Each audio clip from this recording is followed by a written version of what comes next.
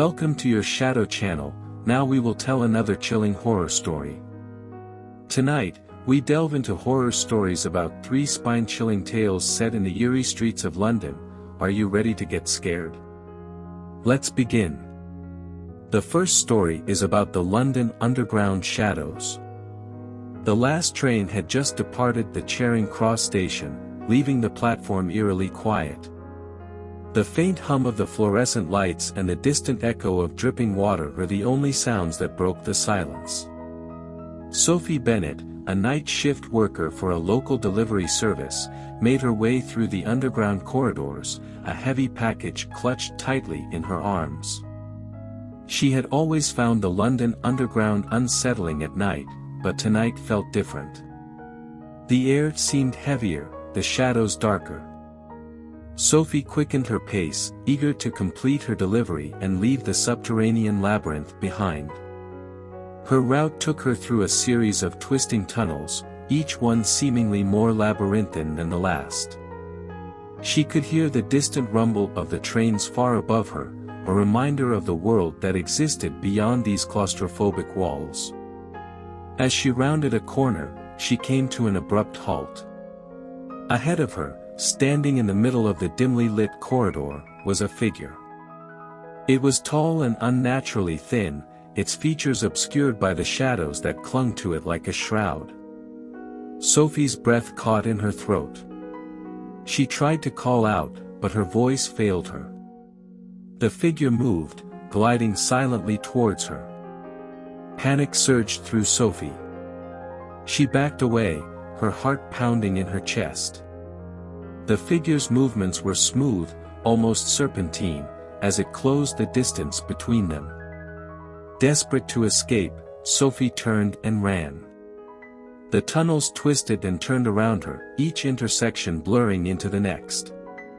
She could hear the soft whisper of footsteps behind her, growing steadily closer. Her lungs burned and her legs ached, but she didn't dare slow down. She burst into an open chamber, a forgotten part of the underground where old tracks lay abandoned. The space was filled with a thick, oppressive darkness, broken only by the flickering light of her torch. Sophie glanced around, searching for an exit, but the shadows seemed to close in on her from all sides. A low, guttural growl echoed through the chamber. Sophie spun around, her torch beam cutting through the darkness. The figure was there, standing at the edge of the light. Its eyes glowed with an unnatural, malevolent light. With a cry, Sophie dropped the package and bolted towards a nearby maintenance door. She yanked it open and threw herself inside, slamming it shut behind her. She could hear the figure scratching at the door, the sound sending chills down her spine. She stumbled through the narrow passageway, her mind racing. She needed to find a way out, but the maze-like tunnels seemed to stretch on forever. The air grew colder, and the shadows seemed to reach out for her, grasping at her clothes and hair. Finally, she saw a faint light ahead. She sprinted towards it, bursting out into a slightly more illuminated section of the underground. Relief flooded through her as she realized she was close to an exit. She could hear the distant hum of the city above, a promise of safety. But then, just as she reached the final turn, the figure reappeared, blocking her path. It loomed over her, its eyes burning with an eerie, otherworldly fire. Sophie backed away slowly, her mind screaming for a way out. In a moment of desperate clarity, she remembered the old maintenance ladder she had passed earlier. She turned and ran back the way she came, the figure hot on her heels. Her lungs felt like they were about to burst as she reached the ladder and began to climb. The figure below reached up, its long, shadowy arms stretching towards her. Sophie climbed faster, her hands slipping on the rungs. She could feel its cold breath on her heels, hear its growls echoing in her ears.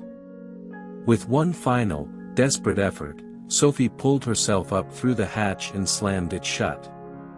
She collapsed on the ground above, gasping for air.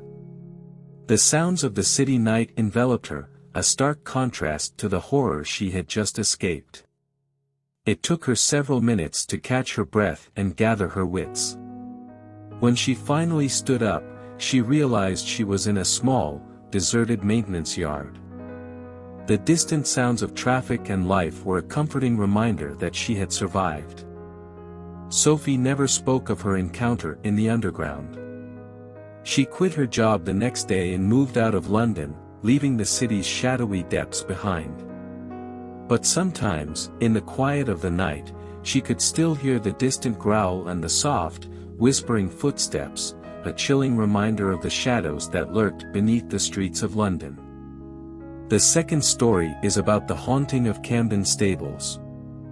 In the heart of London's bustling Camden Market, hidden among the trendy shops and vibrant stalls, lies a dark secret, the haunted stables. Visitors flock to this historic area, unaware of the malevolent force that lingers. During the Victorian era, when the market was a hub for horse trade, the stables thrived. Horses arrived from distant lands, their hooves echoing through the tunnels. But not all journeys ended happily. One fateful night, a stable boy named Oliver disappeared. His screams echoed through the cobblestone passages, but no one found him. The other stable hands whispered of ghostly figures, riders in tattered coats, spectral horses with fiery eyes. Years passed, and the stables fell into disrepair. The once bustling stalls now stood empty, their wooden beams sagging. Visitors reported strange occurrences, phantom hoofbeats, flickering lanterns, and icy drafts. Deliverymen who ventured into the abandoned stables spoke of eerie encounters. Packages vanished, only to reappear days later, torn and shredded. The air grew thick with dread, and even the bravest souls hesitated to enter. One stormy night, a courier named Emily received an urgent assignment. She had to deliver a mysterious package, a tarnished silver locket, to the heart of the haunted stables. The sender remained anonymous. Emily descended into the dimly lit tunnels. The walls seemed to whisper, and shadows danced along the cobwebs. The locket weighed heavily in her pocket. As she reached the center of the stables, the air turned frigid. The ghostly riders materialized, hollow eyes fixed on her. Their spectral horses pawed the ground.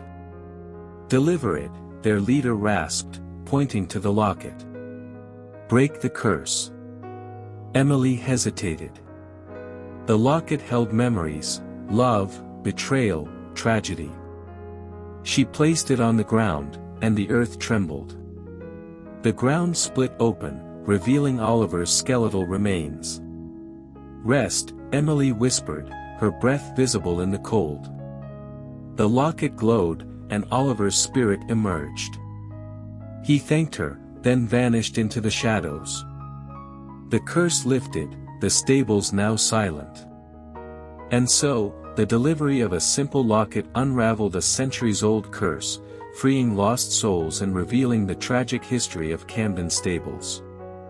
Beware, dear traveler, for the past never truly rests. The third story is about the Black Dog of Newgate. In the dim light of a foggy London evening, Emily Turner walked briskly along the cobbled streets, clutching her coat tightly around her. The city had an eerie quiet about it, broken only by the occasional clatter of a horse-drawn carriage or the distant cry of a street vendor. She had just finished her shift at the small, book-filled shop she managed, and was eager to get home. Emily's route took her past the ancient, looming walls of Newgate Prison. Though the prison had long been abandoned, its dark history still seemed to cling to its stone walls. As she approached, she felt a shiver run down her spine. She tried to ignore it, focusing instead on the comforting thought of her warm, candlelit apartment. Just as she reached the corner, a deep, menacing growl echoed through the narrow alleyway beside the prison.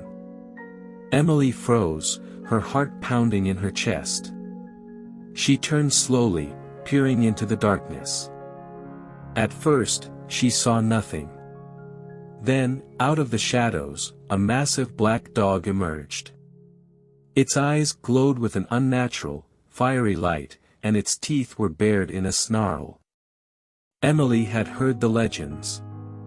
Stories of a spectral hound that haunted the old prison, a creature born from the tormented souls of those who had died within its walls.